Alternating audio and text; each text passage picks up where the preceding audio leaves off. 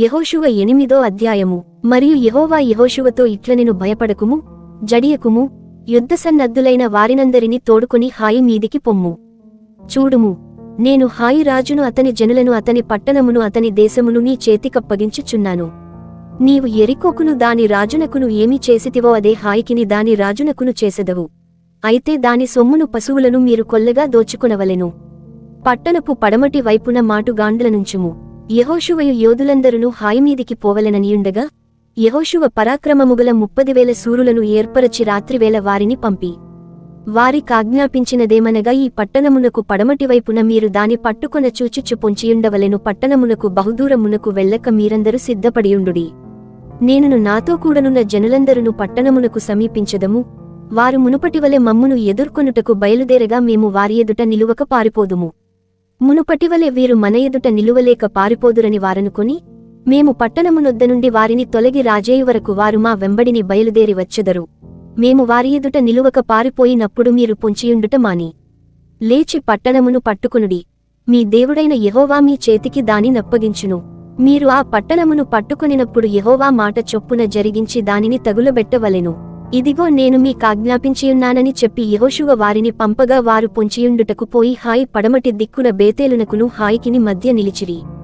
ఆ రాత్రి యెహోషువ జనుల మధ్య బసచేసెను. ఉదయమున యెహోషువ వేకువను లేచి జనులను వ్యూహపరచి, తానును ఇశ్రాయేలీయుల పెద్దలను జనులకు ముందుగా హాయిమీదికి పోయిరి. అతని యొద్దనున్న యోధులందరూ పోయి సమీపించి ఆ పట్టణము నెదుటికి వచ్చి హాయికి ఉత్తర దిక్కున దిగిరి. వారికిని హాయికిని మధ్యను లోయయుండగా అతడు ఇంచుమించు 5,000 మంది మనుష్యులను నియమించి పట్టణమునకు పడమటి వైపున బేతేలునకును హాయికిని మధ్యను పొంచియుండుటకు ఉంచెను. వారు ఆ జనులను, అనగా పట్టణమునకు ఉత్తర దిక్కుననున్న సమస్త సైన్యమును పట్టణమునకు పడమటి దిక్కున దాని వెనుకటి భాగముననున్నవారిని ఉంచిన తరువాత యెహోషువ ఆ రాత్రి లోయలోనికి దిగిపోయెను. హాయి రాజు దాని చూచినప్పుడు అతడును అతని జనులందరును పట్టణస్థులందరును త్వరపడి పెందలకడ లేచి మైదానమునెదుట ఇశ్రాయేలీయులను ఎదుర్కొని తాము అంతకుముందు నిర్ణయించుకొనిన స్థలమున యుద్ధము చేయుటకు బయలుదేరిరి. తన్ను పట్టుకొనుటకు పొంచియున్న వారు పట్టణమునకు పడమటివైపున నుండిన సంగతి అతడు తెలిసికొనలేదు. యెహోషువయు ఇశ్రాయేలీయులందరును వారి ఎదుట నిలువలేక ఓడిపోయిన వారైనట్టు అరణ్య మార్గము తట్టు పారిపోయినప్పుడు వారిని ఆతురముగా తరుముటకై హాయిలోనున్న జనులందరూ కూడుకొని యెహోషువను తరుముచు పట్టణమునకు దూరముగా పోయిరి. ఇశ్రాయేలీయులను తరుముటకు పోనివాడొకడును హాయిలోనేగాని బేతేలులోనేగాని మిగిలియుండలేదు. వారు గవిని వేయక పట్టణమును విడిచి ఇశ్రాయేలీయులను తరుమబోయియుండిరి.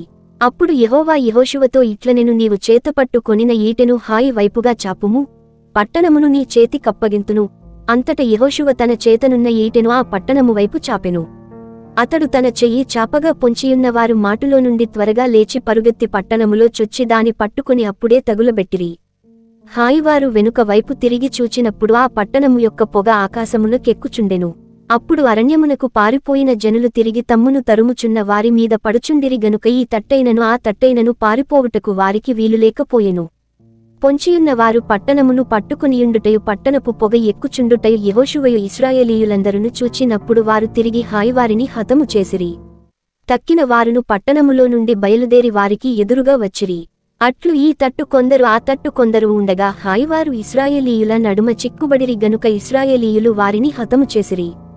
వారిలో ఒకడును మిగులలేదు, ఒకడును తప్పించుకునలేదు. వారు హాయి రాజును ప్రాణముతో పట్టుకొని యెహోషువ యొద్దకు తీసుకొని వచ్చిరి. బీటిలోను పొలములోను హాయి నివాసులను తరిమిన ఇశ్రాయేలీయులు వారిని చంపుట చాలింపగా, కత్తివాత కూలక మిగిలినవాడొకడును లేకపోయినప్పుడు ఇశ్రాయేలీయులందరూ హాయొద్దకు తిరిగివచ్చి దానిని కత్తివాతను నిర్మూలము చేసిరి. ఆ దినమున పడిన స్త్రీ పురుషులందరూ 12,000 మంది. యెహోషువ హాయి నివాసులనందరిని నిర్మూలము చేయువరకు ఈటెను పట్టుకొని చాచిన తన చేతిని తిరిగి ముడుచుకొనలేదు. యెహోవా యెహోషువకు ఆజ్ఞాపించిన మార్చొప్పున ఇశ్రాయేలీయులు ఆ పట్టణములోని పశువులను సొమ్మును తమ కొరకు కొల్లగా దోచుకునిరి. అట్లు యెహోషువ హాయినిత్యము పాడైపోవలెనని దాని కాల్చివేసెను. నేటి వరకు అది అట్లేయున్నది. యెహోషువ హాయిరాజును సాయంకాలము వరకు మ్రానుమీద వ్రేలాడదీసెను. ప్రొద్దు గ్రుంకుచున్నప్పుడు సెలవీయగా జనులు వాని శవమును మ్రానుమీద నుండి దించి ఆ పురద్వారము నెదుట దాని పడవేసి దానిమీద పెద్ద రాళ్ల కుప్ప వేసిరి. అది నేటివరకు ఉన్నది. మోషే ధర్మశాస్త్ర గ్రంథములో వ్రాయబడిన ప్రకారము యెహోవా సేవకుడైన మోషే ఇశ్రాయేలీయుల కాజ్ఞాపించినట్లు యెహోషువ ఇశ్రాయేలీయుల దేవుడైన యెహోవా నామమున బలిపీఠమును ఇనుప పనిముట్లు తగిలింపని కారురాళ్లతో ఏబాలు కొండమీద కట్టించెను. దానిమీద వారు యెహోవాకు దహనబలులను సమాధాన బలులను అర్పించిరి. మోషే ఇశ్రాయేలీయులకు వ్రాసి ఇచ్చిన ధర్మశాస్త్ర గ్రంథమును ఒక ప్రతిని అతడు అక్కడ ఆ రాళ్లమీద వ్రాయించెను. అప్పుడు ఇశ్రాయేలీయులను దీవించుటకు యెహోవా సేవకుడైన మోషే పూర్వము ఆజ్ఞాపించినది జరుగవలెనని, పరదేశులేమి వారిలో పుట్టినవారేమి ఇశ్రాయేలీయులందరును వారి పెద్దలను వారి నాయకులను వారి న్యాయాధిపతులను యెహోవా నిబంధన మందసమును మోయు యాజకులైన లేవీయుల ముందర ఆ మందసమునకు ఈ వైపున ఆ వైపున నిలిచిరి. వారిలో సగము మంది గెరిజీము కొండెదుటను సగము మంది ఏబాలు కొండెదుటను నిలువగా యెహోషువ ఆ ధర్మశాస్త్ర గ్రంథములో వ్రాయబడిన వాటన్నిటిని బట్టి ఆ ధర్మశాస్త్ర వాక్యములనన్నిటినీ, అనగా దాని దీవెన వచనమును దాని శాప వచనమును చదివి వినిపించెను. స్త్రీలును పిల్లలును వారి మధ్యనుండు పరదేశులును వినుచుండగా యెహోషువ సర్వసమాజము నెదుట మోషే ఆజ్ఞాపించిన వాటన్నిటిలో చదువక విడిచిన మాట్యొక్కటియూ లేదు.